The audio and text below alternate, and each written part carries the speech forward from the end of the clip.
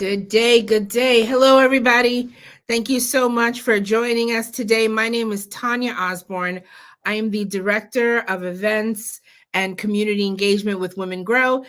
Today, I'm really excited about our conversation. We like to come and bring you content every week or every other week to really just touch on a few different areas. And I know that we are an organization that focuses on women entrepreneurs. But a lot of us entrepreneurs are patients or caregivers in our respective states. And I really wanted to, I came to cannabis based on my uncle. My uncle was a cancer patient. He has since passed, but he lived a really vibrant life with cancer, with incorporating cannabis into his health. And honestly, I saw the results that worked for him. And honestly, that's what got me here. I mean, I'd always been a consumer in some way, shape, or form, but really what made me get into the industry was just really seeing how cannabis as medicine. And it's so great to be able to have met so many people in this industry that see this plant as medicine and have built businesses around it, advocate for it, etc. And we're going to meet a lot of those people today. So today's event is focused around, the event is called A Patient's Perspective. So a lot of states, especially our tri-state, which is what we're talking about today, the tri-state area, New York, New Jersey, and Connecticut have all implemented cannabis legalization for adult use, which is so exciting because there's a lot of barriers. If you're not a patient, you can't access medical cannabis. But now people are going to be able, 21 and over, to access cannabis for adult use. And that's really exciting. But what does that mean for patients? You have folks that are like, well, do I need to become a patient anymore? Or do I need to renew my card? Or what is the difference really between adult use and medical cannabis? So we have some really great people in conjunction with our partnership with Curaleaf. We have some really great people coming on to talk. And I'm going to actually, how we're going to do it is we're going to introduce everyone one-on-one. And then we're going to bring everybody back and have a larger conversation. So the first person we're going to bring up is my great friend, Kimber Arezzi, who is with Curaleaf in New York State. So let's bring up Kimber.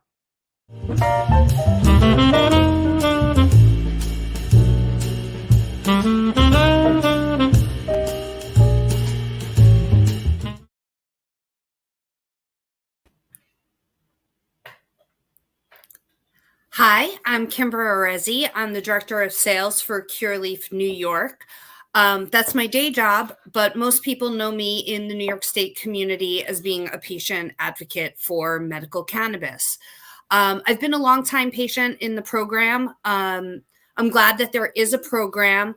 I will say that I used cannabis medicinally for years. I just really had no idea that I was entitled to be called a patient until somebody from the community brought that to my attention and also let me know that there was a program in New York State that had medical cannabis available to me. And all I had to do was get a card, which sounded really difficult, but learning about the program and learning about the benefits that it offered to me, as well as the protection that having a medical card in New York State offered to me, really changed my experience with the plant and my desire to help other people understand how they could use this plant as medicine.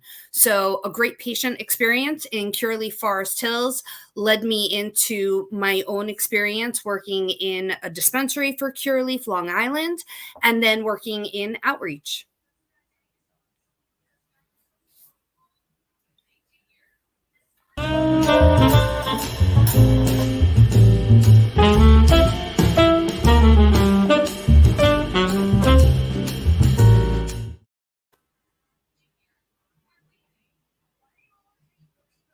Hi, Hi, my name is Bridgette Fonseca. I am the district manager of retail for Curaleaf, New Jersey. I started in the cannabis industry in 2015 when we were a small dispensary, and I've actually watched the program in the state of New Jersey grow from 4,000 patients to 117,000 patients in the program in a very short period of time. I have a relative that is special needs, and that's what brought me to the cannabis industry, because I was looking for an alternative treatment for that family member to help them with anxiety, sleep disorders, and being a part of the cannabis community has really opened my eyes to what that experience is and what the patient receives a better quality of life. And in my 6 years here, that's something that the team is very passionate about. I'm passionate about, is to help patients live a better quality of life. And I'm very thankful to be on the program today.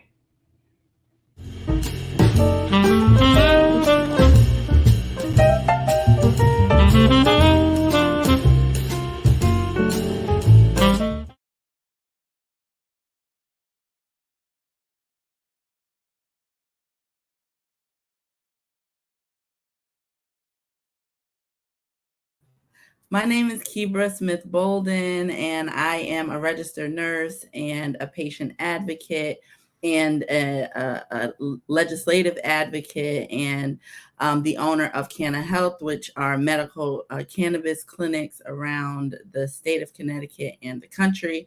And I got into the cannabis industry after being a nurse for over 20 years.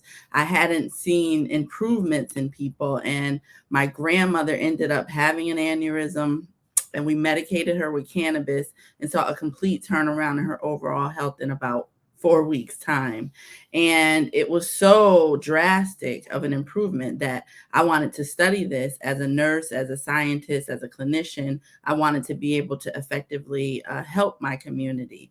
And I found a school in Massachusetts, studied the plant, the science of cannabis, learned about the endocannabinoid system. But what really, really grabbed me and really struck got my attention, despite me being a science geek and loving the science of it, was learning about the prohibition of cannabis and really putting together, I grew up in the 90s, so I knew about the war on drugs and I knew the effect it had on our communities, but I never really put together all of the pieces and connected the dots, and how many of these interactions with police that end up in lifelong interactions are started with a small amount of cannabis that we knew was never bad for people, that the United States has a patent on it, and all these things, and finding out the hypocrisy of it all, and just wanting to be a part of the changing the conversation about cannabis in our communities, wanting to be a part of every conversation about legalization of cannabis in the state of Connecticut, to make sure that people who look like me, people who come from where I come from, are able to engage in this industry. And even if they don't, the communities that were most harmed get the benefit from the legalization and the tax revenue that will come from cannabis legalization, but to be owners, to have opportunities that we've never had before. And so I fought very hard with some really great advocates in the state of Connecticut, and we successfully were able to get cannabis legalized for adult use in the state of Connecticut with very strong social equity. And so now we're moving forward. As I said, I'm the CEO of medical clinics, medical cannabis clinics. And so we still have to take care of patients. And so I'm grateful for this conversation, to be able to let patients know that we are here for them despite the changes in the law. Thank you, Kebra. I'm going to bring everybody back in so we could start our conversation. Thank you again, everyone. I know all of you mostly pretty well. Some of you I know extra well, so I just wanted to make sure that we can be like really free flowing and just have a good conversation, because despite the fact that some of us are friends, or new friends, we are really talking about a really serious topic. So what I wanted to do first off was kind of just say thank you, for New York and all of the tri-state area. Adult use is coming. So that is Amazing. I have to say, like, I feel like my grandmother when, when certain elections were happening, she's like, I never thought in my life, so I am one of those people that I didn't think. And New York actually, I think, like Kebra said, has one of the most progressive legalization for adult use put in place. That's exciting. I love that you spoke about prohibition, Kebra. Thank you so much, because one of the things that adult use legalization will do is it will help restore and repair some of those harms that happened during prohibition. But pivoting to medical, each of the states that now, the tri-state, that have implemented these adult use programs also expanded the medical programs. So I wanted to kind of talk about that first and just kind of see, like, I know in New York, and Kimber, if you don't mind speaking about that, what changes will happen in New York for medical patients? Now that we have an Office of Cannabis Management in place, it means that we will actually have regulations formulated for this program to expand. I think that's one of the big pieces of misinformation out there right now. People think that all of these changes have gone into effect. So the things that are coming in a rather short time period in comparison to how long we've been waiting for them since the medical program was implemented 7 years ago, we will see that whole flower will be accessible to New York State medical patients.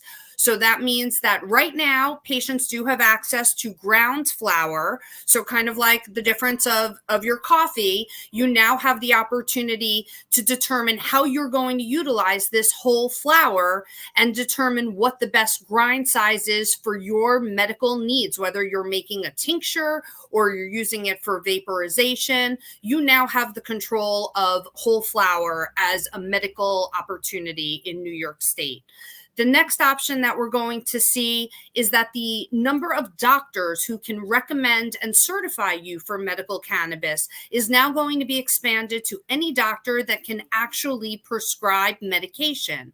So if your dentist is able to prescribe medication for anti-inflammation, you will be able to get medical cannabis. If you have a mental health condition in New York State, you can now receive medical cannabis. You're no longer locked into just being a PTSD patient where you have to see a medical practitioner on a regular basis. Now, if you suffer from anxiety, from stress, from depression, from all the things that we've never really wanted to talk about as a society, but I know for me, that was the real changing point of the medical cannabis conversation when Kate Spade and Anthony Bourdain took their lives in 2018 over mental health issues. I was working in the fashion industry, and that was the first time that people really started talking about mental health. So one of the things that the doctors will share with you is that during COVID, people have been looking to turn to medical cannabis to deal with stress, to deal with anxiety, but unfortunately, those have not been qualifying conditions. So that's a huge change for us, and that means that the way we actually dispense medical cannabis to patients loses a little bit of that stigma over one qualifying condition is more severe than another. Another benefit that patients will see as they update their certifications is that if you live a very far distance from a dispensary, instead of just being able to buy a 30-day supply, you will be able to pick up a 60-day supply. So if you are logistically challenged from a dispensary or you utilize a caregiver to help reduce the amount of travel back and forth to one of the 38 dispensaries in New York State, you will be able to now get 60 days worth of medication. So that's a really big change. And the last change that we'll see is that if you're a third-party organization, if you are a nursing home, if you are a hospital, you'll actually be able to be a caregiver facility. And a caregiver facility means that as a patient, you now have another location where you'll be able to get your medical cannabis. So definitely steps in the right direction. The benefit of having a medical card is that you will have a priority in the adult use market. Patients don't wait online. There's always an amount of medication that is held for medical patients. In Illinois, it's 30%. My favorite thing as a patient, I will not pay taxes. I will have higher doses acceptable and accessible to me because unfortunately I do have more medical needs. And the last thing that I always stress to people when they say, I'm really afraid to become a patient, I don't want to be tagged in a system. When you make a purchase in an adult use market, you are handing over your driver's license. So your information is recorded somewhere in some type of system. So the fact that your name is going someplace shouldn't be the reason that you deprive yourself of medical needs and medical accessibility, especially in states where we have a pharmacist on staff to help be part of your medical journey and help you really understand how you can use medical cannabis to help reduce some of your pharmaceuticals, or be a patient like me who's removed 23 pharmaceuticals from their diet using all different types of cannabis, not necessarily just inhalation, but all different methods that I never knew existed before I walked into a medical dispensary. Thank you, Kimber. You're so thorough. Thank You're you. so thorough. Thank you All for right, I was having just checking because some folks say that we were having trouble with the feed, and I don't know where we are having trouble, but I'm looking other places and it looks like we're okay. But if you're on Facebook, keep in mind, I don't know about Facebook, but we are also streaming on Twitter, LinkedIn, and YouTube. If you can't reach us on Facebook, don't forget LinkedIn, Twitter, and YouTube. We're here as well. So I wanted to jump in. Thank you so much. Kebra, no, Bridgette, did we talk about New Jersey? Do you know about the expansions post legalization? Bridgette, you might be muted. All right. Thank you. All right. So we are progressing in the state of New Jersey. Just last Friday, they announced 14 more licenses in the medical program. And we're excited to see that expansion because more accessibility to the medical cannabis in New Jersey, it benefits our patients. And with that expansion and more people coming into the industry, that means more patients will come into the industry as well.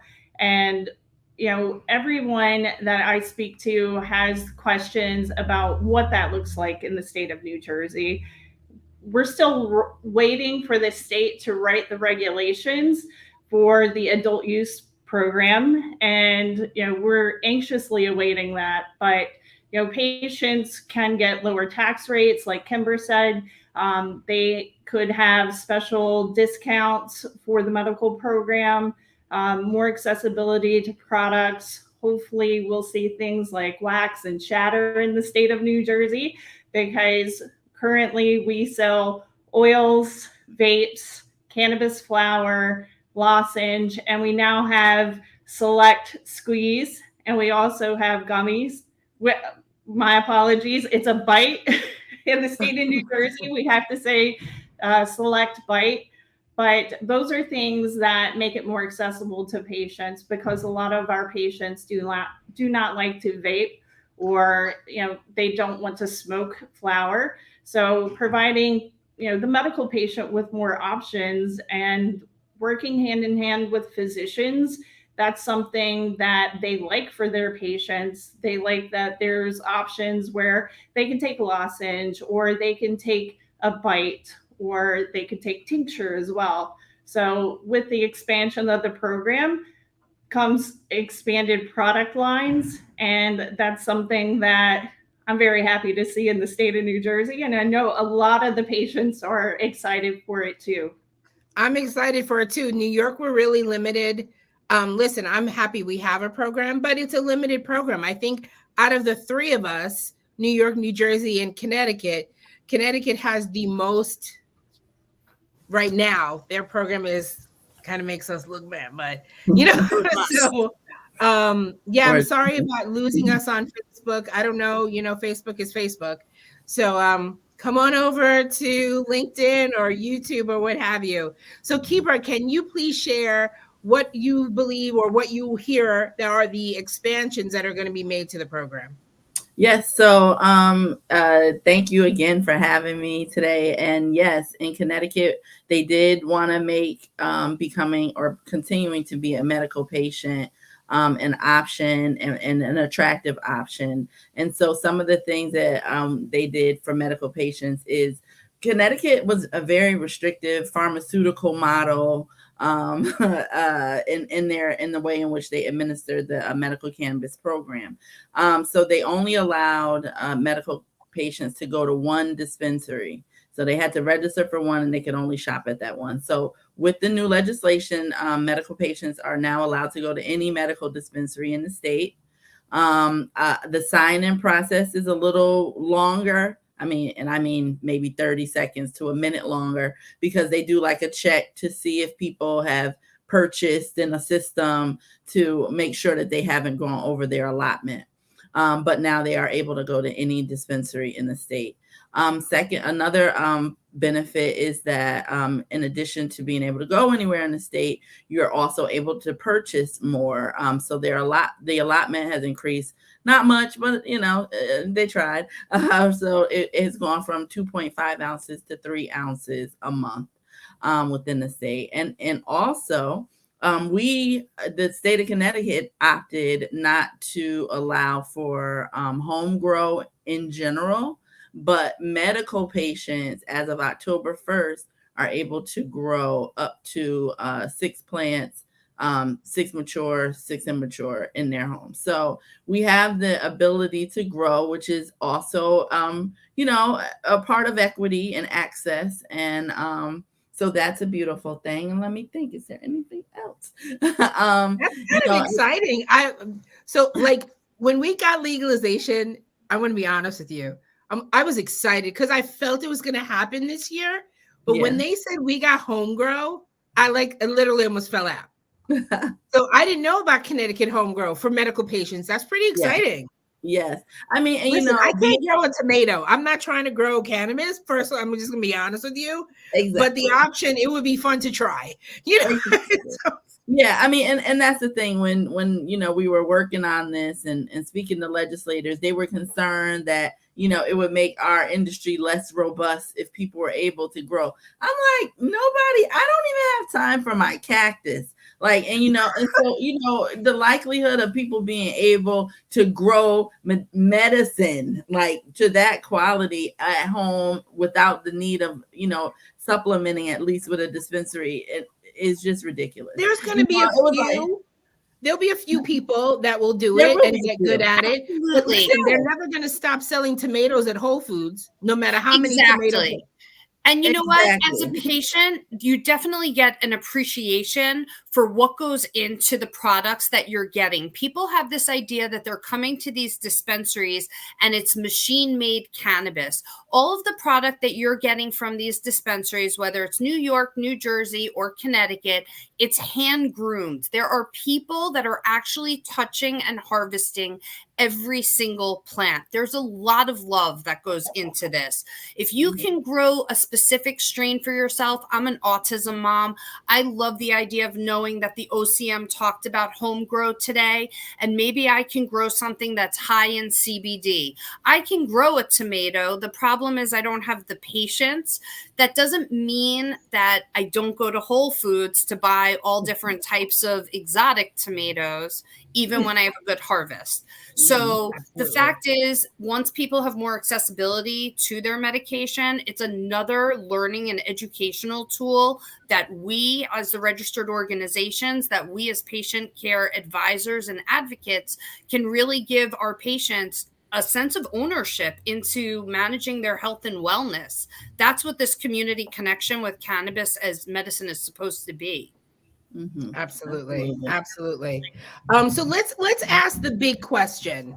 Is it still worth it to become a patient?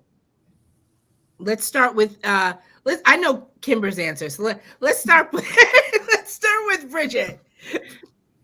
So I think that personalized care that you get with a physician absolutely makes it worth still being a patient in the New Jersey program, and any program for that fact. if you're using it for anxiety, having that relationship with the physician, so that way, you can just have a touch base with the physician to let them know what's going on and how it's helping you. And you might be on, other medication that cannabis can help wean you off from that medication. And I think that's the best part about the medical program, besides the other benefits with tax reduction in the state of New Jersey. They're going to see a tax decrease. Currently, the state pays 2% sales tax, but that's supposed to go away. And the benefits of having different options. And Kimber said previously, you're going to be guaranteed supply. And that's one thing that the state of New Jersey is working on. The CRC wants to make sure that the medical program stays intact and that all the medical patients have the supply that they need for their medical conditions. Awesome. Thank you so much. Yep. And Kebra, Yes. is it still worth it to become a patient? I mean, I believe so. The benefits that I already discussed, like for the home grow, is probably one of the biggest attractions to being continuing to be a medical patient in the state of Connecticut. But also, it is, at the end of the day, we still know that certain portions of our population and our communities will still be treated in an unjust and disproportionately affected way. So, I can just imagine that not having a medical cannabis card can be an issue for some with employment, some with their education, some with their housing still, so there is a benefit to added protection, as well as the people who really want to have cannabis as medicine and part of their collaborative care process, like talking to the pharmacist at the dispensary, talking to their medical provider every year about cannabis. And so, yes, I think there are plenty of reasons to continue. And they're also making it very easy to be a patient. Right. So I'm going to talk about that. Excuse me. I'm going to talk about that next. So from my vantage point, we know it is, because in New York right now, well, you can't access cannabis at all if you know what I mean. You can't access cannabis legally unless you go through dispensary. And we know that that is a barrier for a lot of folks, and with the expansion of the program, I think it will always be, as far as low taxes, always getting access to your product. And I understand that in New York specifically, I think something just passed today or yesterday. I saw in Marijuana Moment that New York State is not allowing you to employers to test. Obviously, if you drive a forklift, totally different situation. And if you work for the federal government, totally different situation. But they're not allowing them to test for cannabis anymore, which is, pretty awesome. So in my opinion, it does still make a lot of sense to become a patient. How about you, Kimber? What do you got to say? There are a lot of benefits in my mind to be a patient. For me, it's, yes, the priority of what it means. It changes the way people, unfortunately, perceive your consumption. But for me, it's all about protection. Bottom line, most people have heard me talk about this over the past year and a half with Women Grow or even at Curaleaf. But the first time Child Protective Services knocked on my door, laying out 3 medical cannabis cards was the reason that my child and my custody arrangement did not change. The second time CPS came knocking on my door for the second complaint, that card saved me again. It opened up a dialogue that I was able to have about my consumption, because the first question, as the gentleman started to read the 24-line complaint against me, was, do you use cannabis? Yes, I do. And I'm not embarrassed by that. And I didn't hear him asking me if I take oxycodone or how many benzos I take or how many other pharmaceuticals I might be taking that could impair my judgment or my ability to drive my child anywhere. I heard that there was this immediate negative perception about what I do for a living because I was a little too brazen about sharing the fact that I spend my days making sure that people in my community know that they have access to a quality medication at their disposal and that this medication could help them change different areas of their life. So even in an adult use state, having that card provides that protection.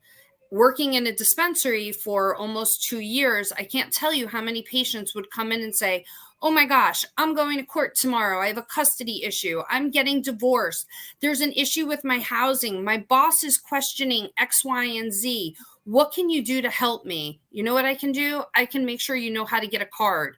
This is a link to the Department of Health website where there are a myriad of doctors who can help you. The benefit with the program expanding is now that there's going to be less of that ownership on the patient to become a detective, to find one of 3,000 doctors who can certify you, when now, hopefully in the next few months, any doctor who's able to recommend a medication is going to be able to recommend cannabis to you. That was actually a question somebody had asked. I saw Danny put it in the chat. Right. When does all this go into effect? OCM meeting, there was just another meeting today. And unfortunately, this is the problem with regulations. They have to be created. And I think that very often people look at Massachusetts and they look at the fact that it's this really vibrant adult use market, and they forget that it took that market 3 years to get online from the time the regulations were formulated until you actually got to this point. And you still are seeing patients going into co-location stores. They're part medical, they're part adult use. And if you are a patient, you can shop on both sides. You're not limited. So if you don't want something in your record because you think you're over a day's supply, you can just shop on the adult use side. Yes. That's what's coming. That's, not right now, but about, in other in a states, year like or so. When we visited Colorado, that's a state that has, do you go into the patient door or you go into the regular people door? And you want to, I'm not a patient. I am a New York State caregiver, but I'm not a medical patient. So you'd be looking in those doors like, hello, but you can't even see. That's, they won't even let you in. So what I definitely want to ask is, okay, we know it's still worth it to become a patient if you qualify, obviously. I just recently qualified. I'm not proud of it, but I developed arthritis because I'm old, so which leads to chronic pain. Here we go. But I don't have my card as of yet, but I definitely will be investigating it. But I am currently a New York State caregiver. I'm responsible for 4 patients. I became a caregiver immediately when we could, mainly because I want to make sure that if I can help someone get their medicine, that, I will do that. So let's briefly talk about how to become a patient in each of the respective states, and then we'll talk about some other stuff as well. Kimber, how do you become a patient in New York State? Right now, you go to one of the 3,300 certified practitioners. There are a variety of telemedicine practitioners. The best thing about the New York State program, you can hang up the phone with this practitioner. You can have your certification and a temporary card from the New York State website in a matter of minutes and be shopping. So we are a state that provides temporary cards. If you have a heartbeat, you really do qualify in New York State. Chronic pain is the qualifying condition that most people utilize. If you're a woman and you suffer from cramps, if you suffer from migraines, endometriosis, arthritis, these are all things that fall under chronic pain. It is pain that is consistent and regular. So you can go to a telemedicine website, you can Google telemedicine in New York State, and you will find a myriad of people. Get on the phone. If you want to go see a doctor who will actually provide regular services for you, you go to Google New York State medical marijuana program doctors, and there's a link on the New York State website. It's categorized by all different types: family doctors, mental health practitioners, and so forth. Thank you. How about you, Bridgette? How do you become a patient in New Jersey? Well, if you would like to sign up for the program, we are currently having 2 events at Cureleaf. One at Edgewater Park with Dr. Volpe.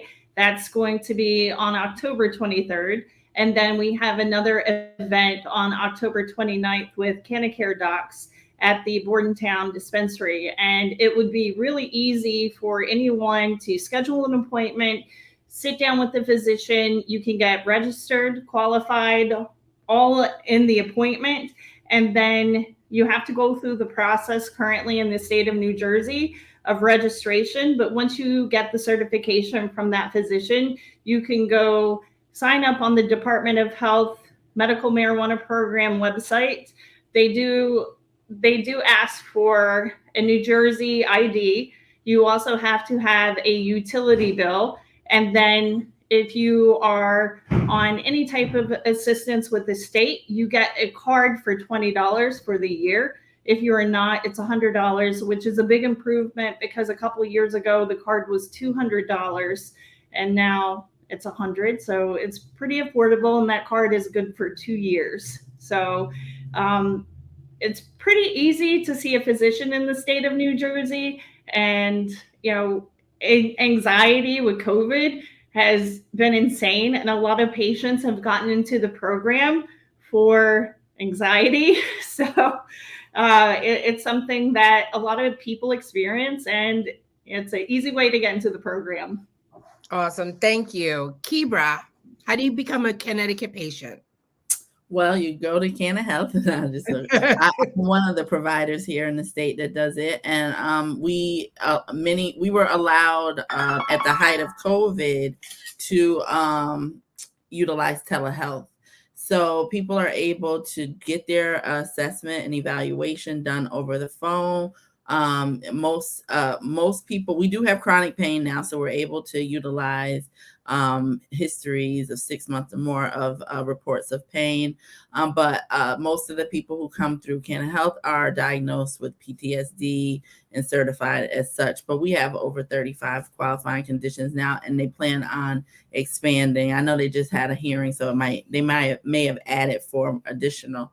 But once they have figured out if they will qualify based on a condition, they are seen by a physician who either is the second provider to say, so like if someone has, let's say if someone unfortunately has cancer, their oncologist would diagnose them with cancer, but our physicians can be the second physicians to say, yes, we see this diagnosis, and yes, they can qualify for cannabis based on this diagnosis.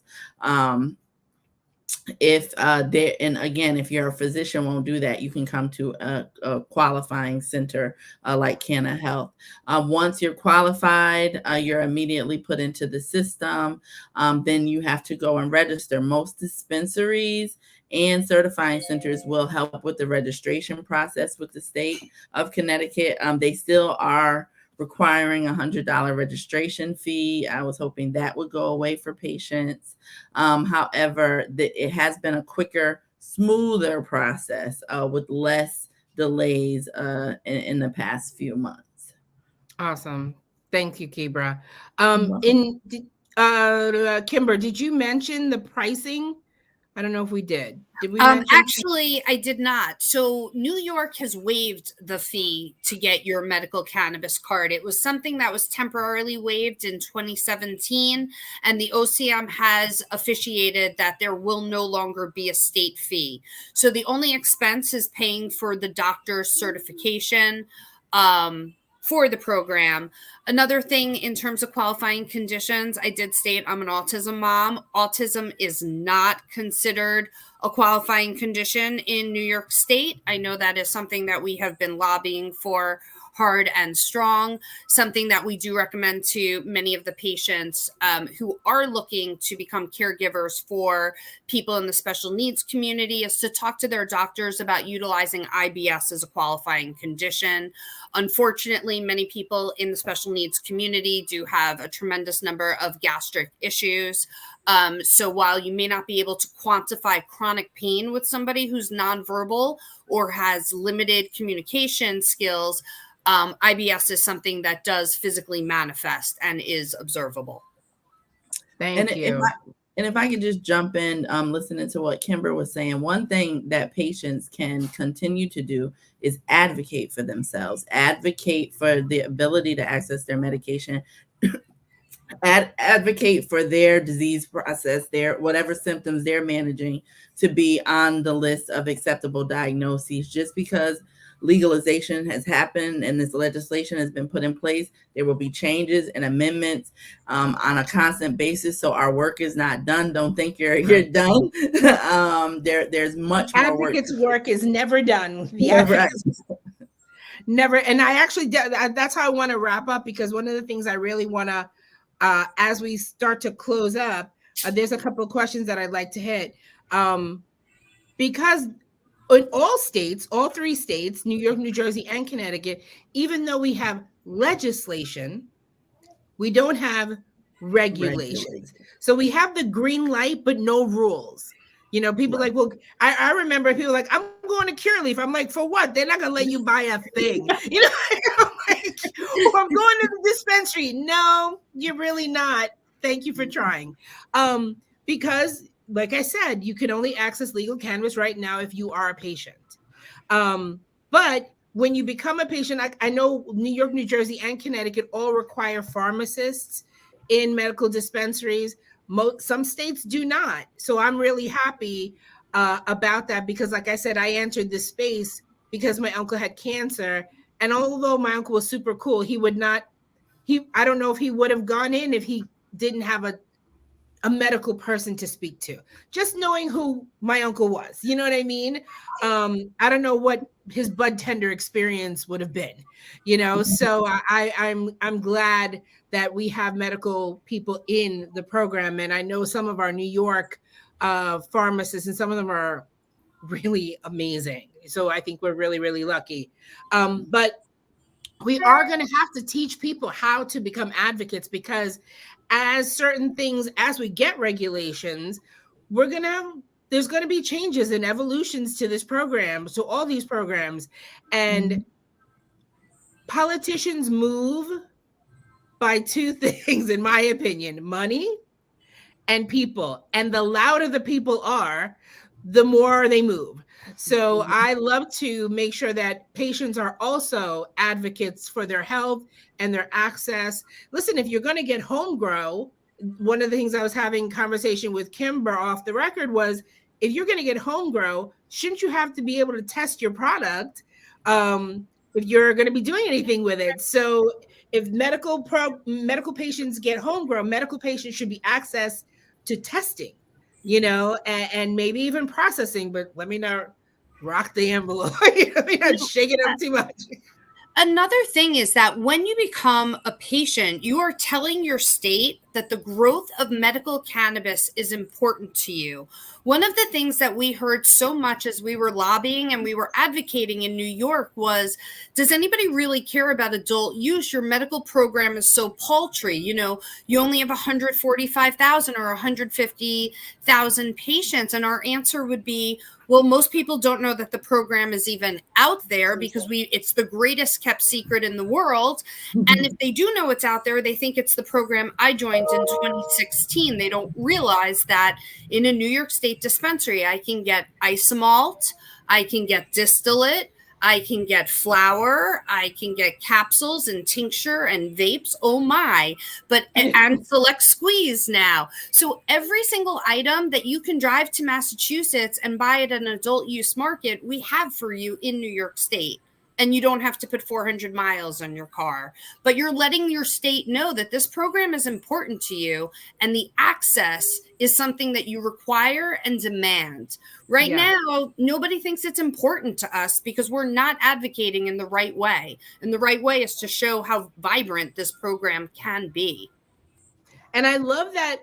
Thank you so much for sharing that. But it also makes me think about, if we expand medical, and if patients and non-patients, straight up consumers, get behind medical, what will happen is, in my opinion, a lot of folks who will access adult use cannabis are truly accessing it for medicinal purposes. They may just not qualify for, well, I just need a really good night's sleep.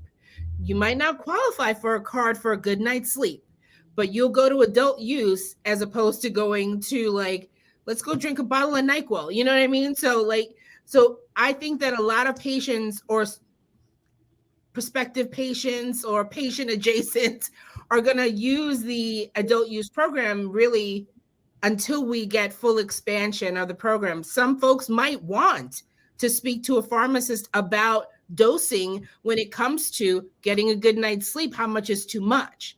And I think that you should have the ability to, if on the even adult use side, can I ask, somebody asked a question about that, or I'm remembering as I go along.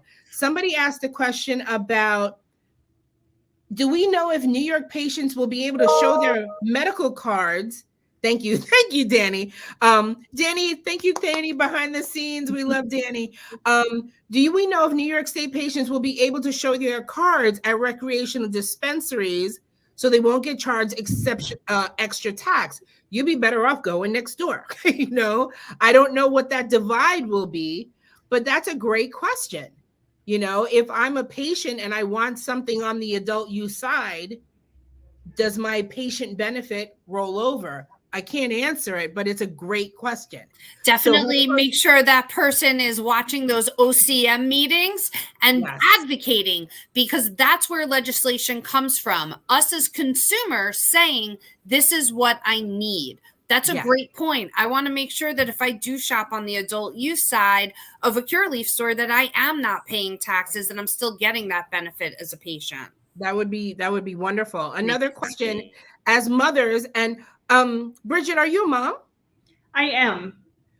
Okay, so this is a great question because we're all moms on this panel. As mothers, how did you deal with the stigma within your inner circle or family? It's a little side topic, but it's important because I think people don't become patients because people don't want to say, I'm going to the dispensary. Not me, though. I'd be like, I'm going to the dispensary.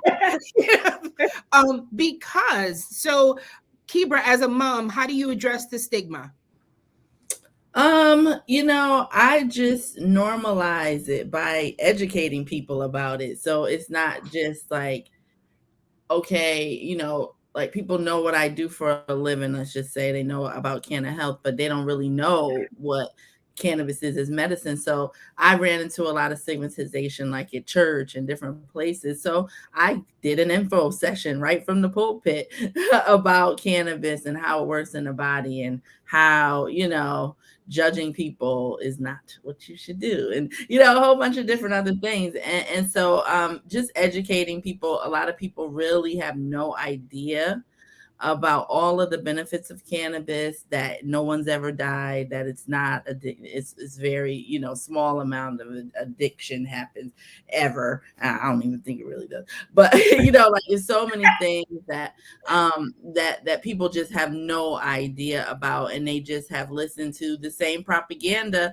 that was spewed in the 20s and 30s to now, is what we're dealing with.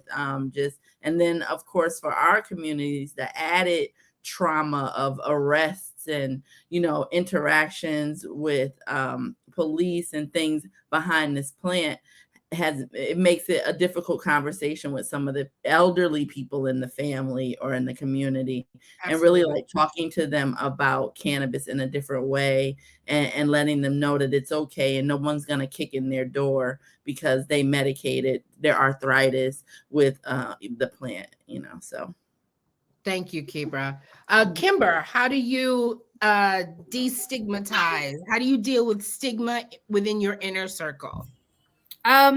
Openly, and I'm everyone who has known me knows I'm very bold in my opinion. So my favorite thing about working at Curaleaf is that we tell people that we are here to make sure that they can use cannabis with confidence, that they can leave a dispensary and they can really feel good about the purchase they're making and the step that they're making to live their life well. So in order to really own that, it's about being really open about who you are. So while I live in a very stigmatized community that has ended up with the situation that I've been in over the year, it hasn't changed the way I talk about cannabis. I think if anything, it's made me a little more open, and maybe I wear more t-shirts that make statements about THC being healthcare. And even though it bothers the team at my son's school a great deal that I think that's appropriate to wear for drop-off, I think it's appropriate to wear for drop-off and to have a conversation about the fact that one of the busiest dispensaries in New York State is in Long Island, that we have 5 different dispensaries in the Long Island community servicing the majority of patients in New York State. And if we're not willing to really openly discuss our cannabis use, we're never going to get outside of this stigmatized world that we're in right now. Thank you, Kimber. Thank you so much. Bridgette, how about yourself? How do you deal with stigma? Well, I had to have the conversation with my children at a very young age because the dispensary that I worked in was also the grow facility. And one day I came home and my son said, "Mommy, you smell like a funny cigar." And, so I thought it was time to have that conversation with my boys and tell them, what I do for a living. And I think if I educate them and they have an understanding of it, then, it will help destigmatize what is happening in the world today. And it's funny because my children, when anybody asks, "What does your mom do for a living?" they say, "She helps cancer patients. She helps children that have epilepsy. And my son has autism as well. So my son takes CBD oil and he's advocating for it now because he's 18 years old. And he tells everybody that, I can't go to sleep if I don't have my oil." So I think education is key, especially in this day and time, because it was someone that educated me about CBD oil and autism. So I think if we keep passing that along in the community, things will change. Thank you so much. And thank you for sharing. I appreciate that. Yep. I hope our guest, I don't know their name, got some value from that. I think pardon my dog, someone's home. I think I was in the cannabis closet for a long time. Because just my family, I come from a traditional Jamaican family, and it was either you smoke pot and then you'll be a crackhead lying on the street naked. Like that was like, it was like from that, it was that quick. So I had a lot of stigma, and I thank God for a doctor that I had that used this language for me. And some of you probably heard this story. I said, "Oh, I use cannabis to help me sleep and kind of take the edge off." And she said to me, "Oh, you self-medicate." And I'm like, what does that mean? Like, I didn't even have that language. And she said, "Oh, you use cannabis as medicine." And I was in my 20s when I heard that phrase. And honestly, I've always battled with anxiety, and it's been huge for my mental health having cannabis in my life. And honestly, I did not have the language to say. I just knew how it made me feel. And I'm like, I'm okay with that, to have that language. And I have a 14-year-old son, and it was challenging for me. But when I started working in Women Grow, I'm like, I'm just going to bring the kid with me. We're going to go to work together. And he had questions and I answered them. And now my kid asks questions and we answer them. We have discussions. You don't tell me ever that we can't teach kids about cannabis if we got 3-year-olds from New York speaking Mandarin. I'm not trying to hear it, so we can educate. So if you need some direction, point to some of the women here, point to this stream, show it that there are women, there are moms that are advocating for themselves, for their family, for this plant, for people in their community, to make sure that they can access the medicine that they need. All right, so as we kind of wrap things up, let's kind of start to wrap things up. What do you want to see happen? And then we're going to tell people how to find their states, because we have some links for the Department of State that we're going to put into the chats for New York, New Jersey, and Connecticut. And then I want to actually follow up this conversation with, there's a link, and I don't have it, and if Danny, you can find it, about find your legislators in each respective state, for you to be able to find who your your legislative representatives are, so that you can let them know that you are a medical cannabis patient or you're excited about adult use, but I want to make sure that patients are held in priority. You know what I mean? Because that's the kind of conversations that I think we should have. So, okay. So Bridgette, what would you like to see with the expansion of medical? What would you like to see our medical look like?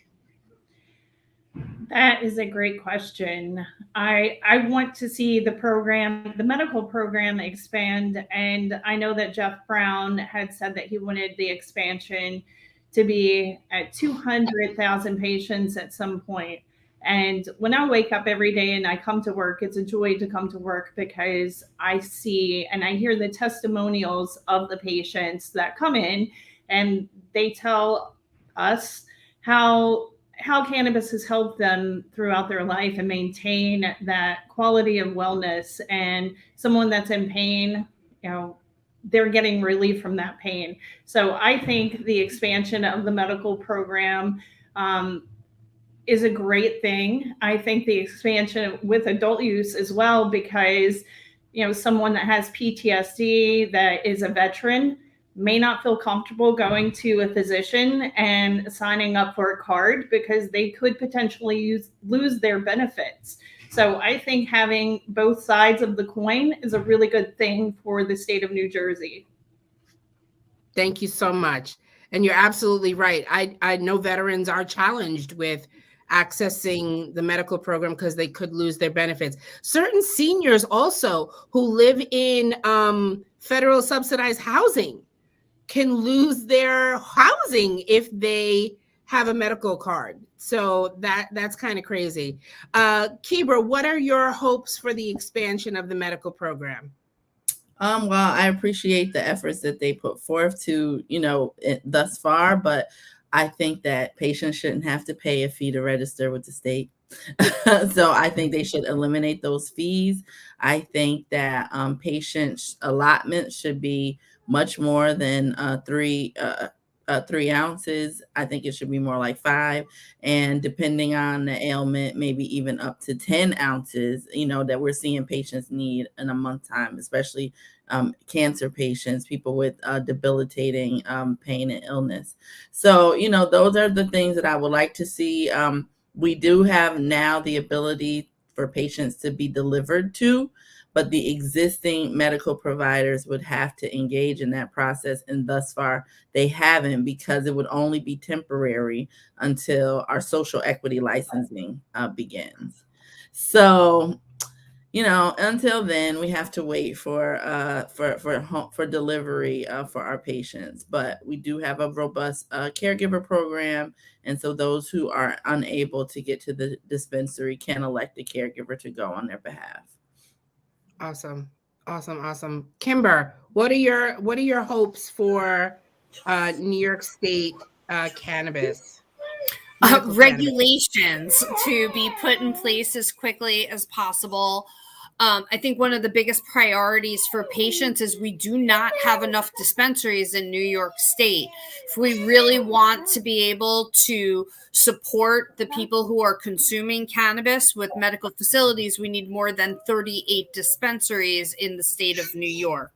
It would be wonderful to see medical quality products expand. Whole flower is a great step in the right direction, but as Kebra and Bridgette both talked about, we are seeing medical patients, and inhalation is not always the only method that people are looking for. And in addition, we want people to stay in New York State. We don't want them driving to recreational states. One of the things that New York patients say all the time that they drive to Massachusetts for are for solid concentrates and for RSO, whether it is RSO that they are going to be using for high THC, high CBD. It's the biggest request that people have, and anything that we can do to keep people inside our state and grow businesses inside our state is something that, as an advocate, I am looking to do.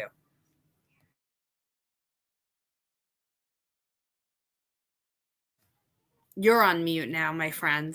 That never happens. I never mute myself, but I'm on mute. Okay. In the chat, Danny is posting where you could go for Connecticut. She has to find New Jersey. I'm sorry, Danny. I thought I sent that one to you. It's the New Jersey Department of Health Medical Marijuana Program. So that you could find out where the doctors are, which one of those do telehealth. And then you'll have to find, you can find everything on these, where the ROs are, what's the ones closest to you, how to find a doctor, how to get registered, and so on and so forth. And did I say I wanted to cover anything else? Because did I say anything? Oh, how to find your legislators. Yes.